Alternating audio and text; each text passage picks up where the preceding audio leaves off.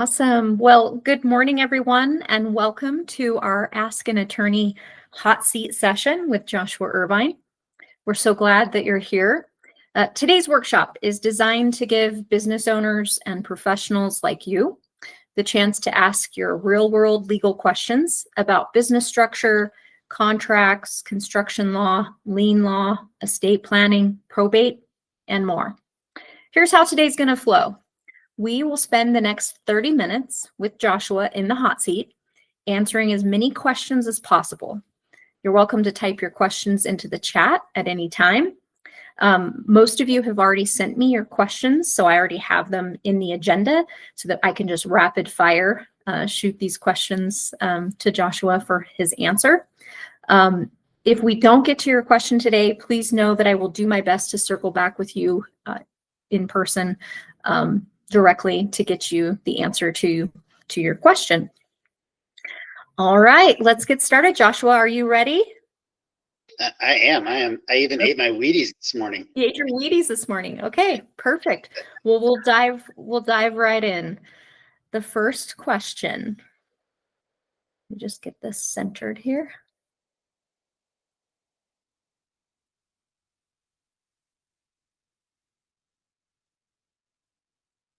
All right, Joshua.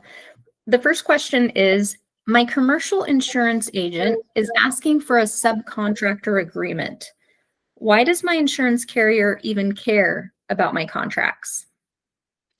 This comes up a lot. It's come up a lot more recently in the past few years. And I'll give you the simple answer, not the cynical one. We won't start bashing insurance right now. It has a function. But the short answer is that if they're asking for your subcontractor agreements, it's for two reasons. Number one, they want you to operate better as a general contractor by having those kind of agreements in place so that the responsibility is clear.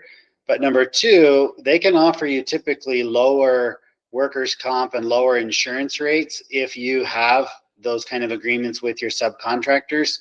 And in turn, if your subcontractors have their own separate insurance as an additional protection. Okay, wonderful. Sorry, having a little technical difficulty there. There we go. Our next question. If I already have great working relationships with my subs, do I really need a formal subcontractor agreement? What could go wrong without one? Yeah. Well, the first question flows into that. The insurance won't give you a better rate based on a handshake. So they need to have something ironclad, something black and white that they can actually, outline. Now, if insurance issues aside, what can go wrong if you don't have contracts? Like legally, you can be in a contract if it's literally like we spit on it and we shook. I mean, that's legit enforceable. The hard part is, what does it enforce?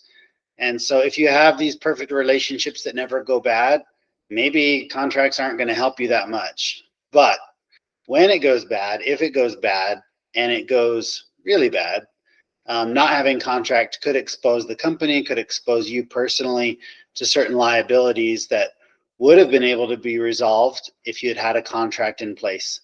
So in my theory, my approach with clients is contracts aren't there just because you're paranoid about relationships. They're there in case it goes bad, which you hope it never does. Like literally sign it, save it, forget it, and hope you never need it. But I would hate for you to have to need it and you have nothing. Yeah, for sure.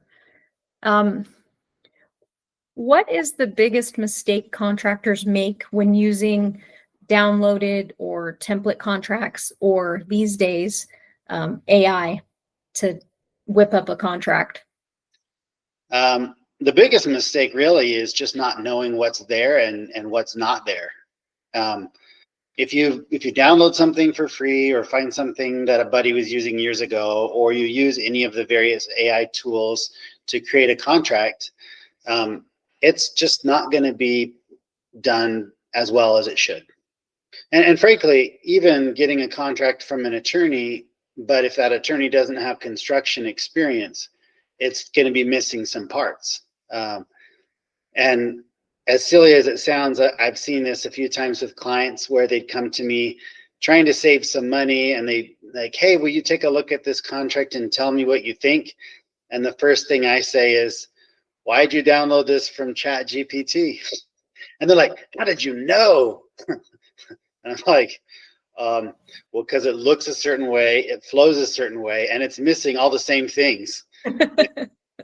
So those tools are good tools, but I think in the construction space, you have lots of different tools to build a home.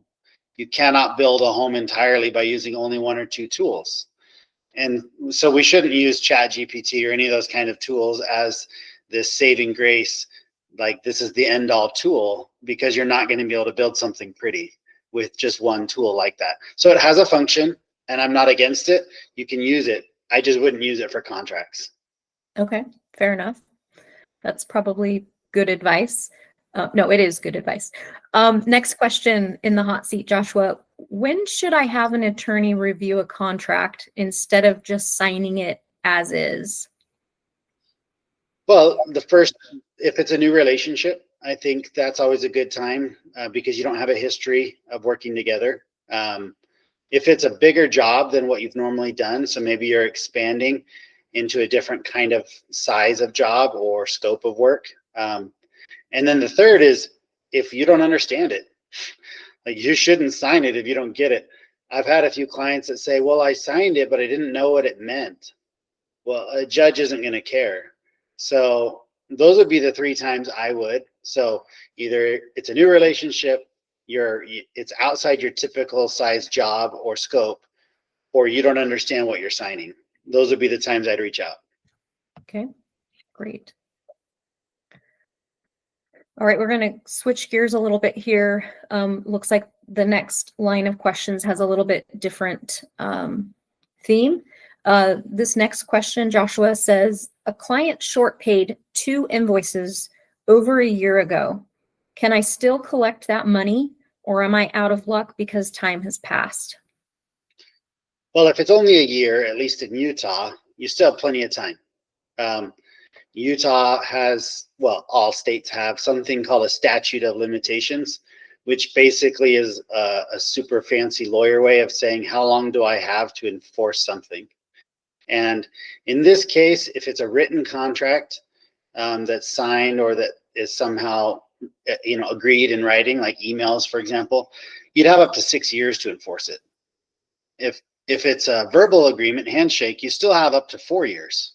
So if it's only been a year, legally you could still do it. But as a practical matter, obviously, the longer it takes for you to enforce it, the harder it might be because people move, businesses close, that kind of stuff. But yeah, short answer, yes. Based on the timing, you would be able to. Sometimes when people try to shortchange invoices, they try to write something on it like paid in full or some kind of thing that you didn't realize. You might end up losing your claim if you signed or deposited something with that kind of language accidentally. Oh, okay. Got it. The next question, a homeowner owes me $18,500 from a finished remodel. It's been 6 months and I never filed a pre-lien. What legal options do I still have? Yeah, contractors, and I've said this a lot of times before, so if you've heard it before, you'll hear it again. So contractors really have 2 sets of legal rights. You have your contract rights, which all businesses have, and then you have your lien rights. If you didn't file pre-liens and it's been over 6 months and you're done on the job, you're not going to be doing any more work, you realistically can't really go down the construction lien road, at least not in Utah. Every state's different, so some states you still might be able to, but not in Utah. You still have all of your regular contract rights though. So you can still take them to court. You can still enforce the contract and the lack of payment. You can still go after them and seek a judgment for that amount. You just won't be able to use liens to do it. Okay. Looks like I have another lien question here for you, Joshua. What exactly is a pre-lien and why is it so important even if I believe my client is going to pay me? Yeah, so about 10, 15 years ago, Utah passed a law that requires a lien or a preliminary notice of lien to be filed on jobs within 20 days after starting, so no later than. And there's some timing exceptions if you file it late, but that's the basic rule. The reason or the theory behind it is to give people some kind of general notice of who's working on my project and who might I need to pay in order to get this thing settled and closed and refinanced and title completely clean. Not every state has those kind of requirements, some more, some less, but Utah has that. And so if you don't do that, you could potentially lose the ability to do a construction lien in the future.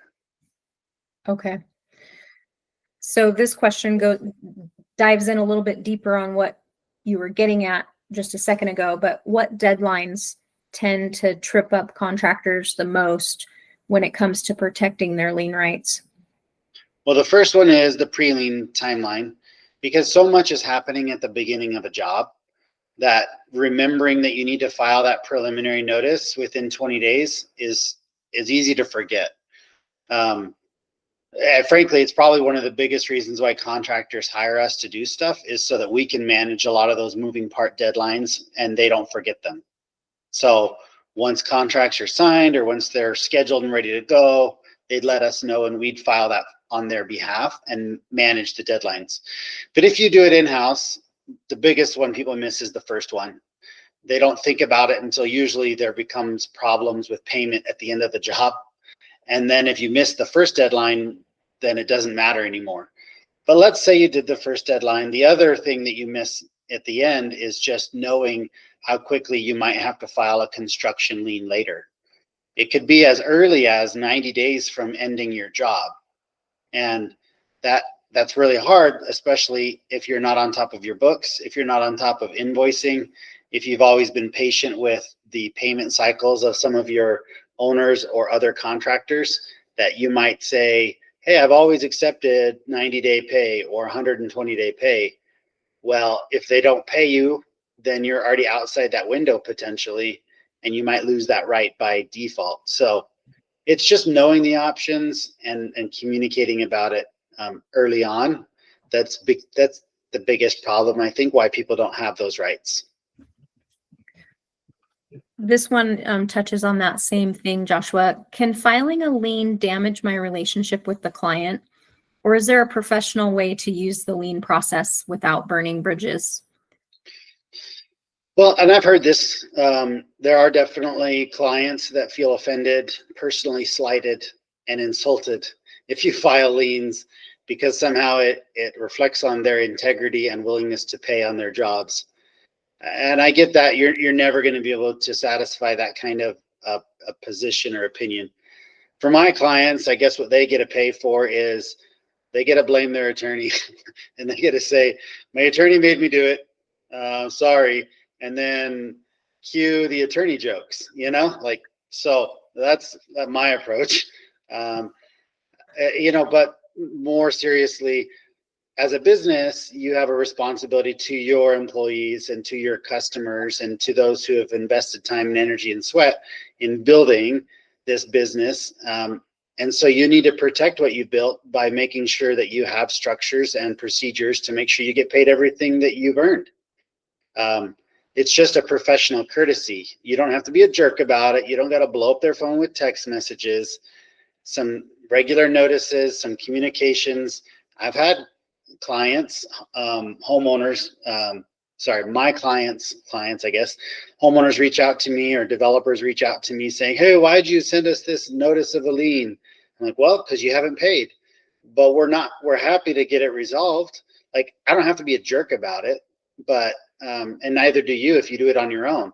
It's just a matter of just being professional and unemotional about it. I think that's really the give and take on it.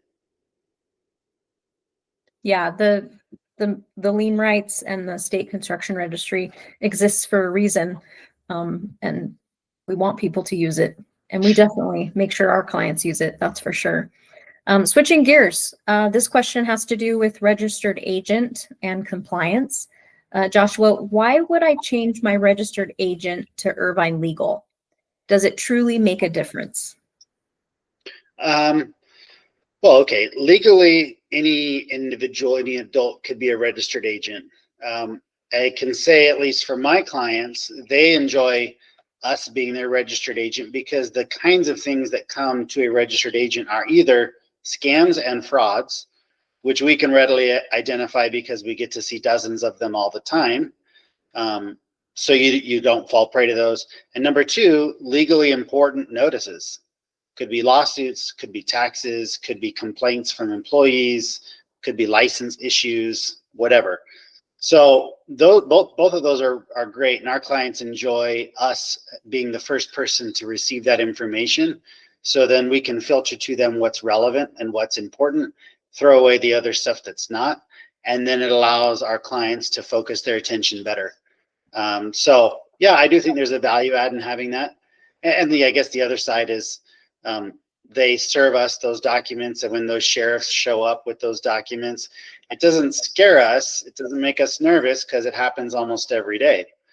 But when one of those people come and knock on your door at 8 or 9 o'clock at night when you're putting kids to bed, or you're trying to watch a TV show or whatever, it doesn't completely ruin your life. So I've had many of those calls the day after that happens from clients that say, that's it, we're not doing this anymore. How quickly can you change it to your office? And we get it done that day. But that's just kind of the give and take. Excellent. Excellent. This particular question pivots to taxes and compliance. Joshua, I owe 3 years of back taxes, and I don't know where to start. What steps should I take to get compliant and protect my business? Well, if you are a contractor, you have financial obligations with your license, number one. If you are in arrears on taxes, you could become at risk with losing insurance and losing license capability. So it's a big deal. You know, depending on the size of the money you make, maybe there's a way, or the money that you owe, maybe there's a way we can negotiate with the IRS or with the state in order to come up with payment plans or forgiveness of certain amounts. Maybe we can go back and look at the tax returns that were filed originally and see if there were deductions that were not taken, and we can pay to amend them and therefore reduce the amount that's owed in the first place. I mean, the worst thing to do, though, is to ignore it. I've seen a number of contractors kind of just put their head in the ground and keep moving forward, and it just continues to accrue interest and penalties, and time doesn't exactly ignore it. So addressing it sooner than later is going to get you the best outcome no matter what. All right, good. Joshua, this next question has to do with estate planning. And in this particular question, also probate. What typically happens to a business if the owner passes away without a trust or succession plan? Well, we have a dumpster fire. I mean, no, seriously, like, it's the last thing anybody wants to deal with at that time in their life because of what events have happened to require action. So, and I've had this happen multiple times. But legally, if you don't have access to a business and there's not anybody else alive with legal access, or they're not on company records, they're not an owner, they're, et cetera, then you're going to have to go and get a court order. You're going to have to open up a probate case. You're going to have to ask for permission and an order from the court in order to close the assets of the business, which could take several weeks or months, depending on if there are any people that want to fight, those kinds of actions. And in the meantime, employees don't get paid, bills don't get paid, the business can't do jobs, you can't sell the business. Like, it's possible that it can completely go to zero value because you just didn't put in a few minutes, maybe a few hours, and working with someone to put that structure in place long ago. Okay. And how often should a will or trust be updated as my business grows or my life changes? Well, I can't guarantee how much to update, but I think every 2 to 3 years you should at least dust it off and make sure it still looks relevant. I mean, I remember that years ago this wasn't a business owner, but I was in the living room of this sweet old lady, and she was like 88 years old. And we were at her dining room table, and we were going over her will and just making sure things. She's like, I think I need to make some updates. Bless her heart. Like, this was like typewritten in like the 50s. I feel like it was like long ago. And as we're going through it, just matter of factly, I'm like, okay, well, this is the person that's in charge. Oh, he's dead. Okay, well, if he's not here, then this lady's in charge. Oh yeah, she also died. And like, we went like through this big old list, and by the end of it, I was, we were having fun joking with each other. I'm like, you killed them all. Like, every one of them was gone except for her, which is by legal default means it's as if nothing was ever put in place because there was no structure for the court to follow. And so the important thing, if you're going to put in the time and expense of making sure it's organized, you also have to make sure every couple of years that it's updated and that it's accurate still, and that the people are still who you want and the beneficiaries are still who you want. And, free bit of tax advice, go away for a corporate retreat, make sure you get a good tax write-off for it where you can talk about corporate succession planning and make sure all that stuff's updated. I like the going out of town part. Let's see, this one switches gears a little bit to what Irvine Legal is famous for, and that is our subscription model. This particular question says, besides traditional legal services, what other business support does Irvine Legal provide to contractors and business owners? Yeah, like the main philosophy that I take and what I've tried to develop with Irvine Legal is an approach in which we get to take as much as possible some of the stress out of running a business.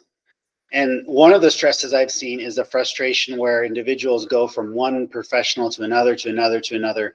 And they kind of end up going in a circle almost, where they're getting advice from like 5 or 10 different people. And at the end, they feel the client, the business feels like they've ended right back where they began, not knowing what to do.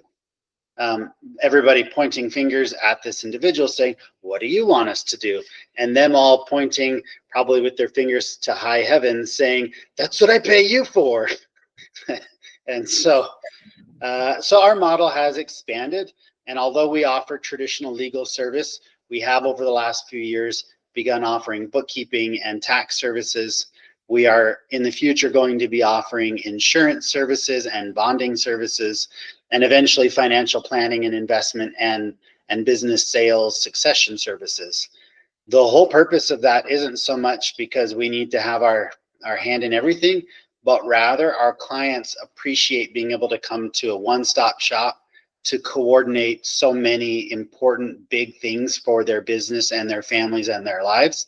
And so that's why our model exists, and that's what we're committed to trying to explore and deliver. It's very popular, lots of value. Let's see. Ooh, this particular question is what I would call a real life question. Are you ready for it? Okay, these are the words. It says, if you could give one legal piece of advice to every contractor watching today, what would it be? Well, last month I gave you something different, so I'll give you something new this time.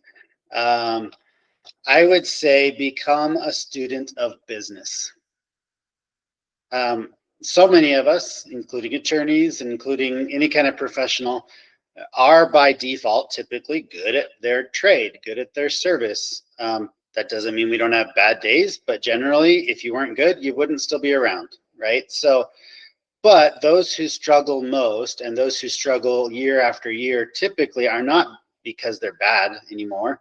It's because they haven't studied business and begun to implement running and owning and being a business corporate person. So I probably study business more than I study law. Like, don't tell anybody. I mean, maybe that's bad. I don't know.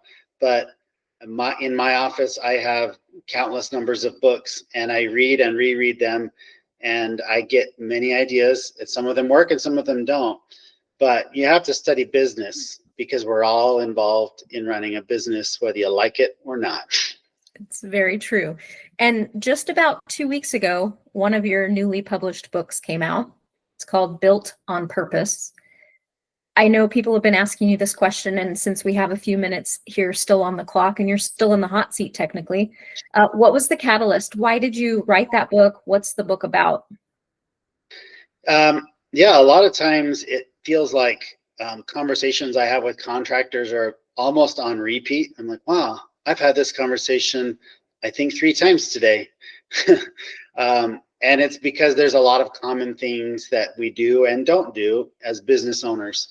And so kind of play on that word is to intentionally build our business and not just let it be something by luck or chance, and doing it on purpose. So the purpose is to really answer lots of business and legal questions for contractors, for trades companies. And it's not like the end all encyclopedia for everything they need to know, but I feel like it's a great foundation, whether you've barely started out or whether you've been in for 30 years. I think there's something in there for everybody. And since I've been teaching and helping contractors for years, I just wanted to start consolidating some of this info and start sharing it. Wonderful. And if somebody wanted to get their hands on that book, how can they get a copy of your book, Joshua? Well, I'm sure there's some website links, and when we post some of this stuff, we'll probably include something like that. But even if not, you could call the office. Office number is 385-333-7966, and someone from my team will be happy to just get the info, get your address, and mail you a free copy. Happy to help. Wonderful. That sounds great. Well, Joshua, thank you so much for allowing me to put you in the hot seat. Thank you for answering all these critical and important questions for us today. I look forward to the next episode of Ask an Attorney, where we put Joshua Irvine in the hot seat. Until the next one, thank you so much. We'll see you again soon. Thank you. Yeah. Bye-bye.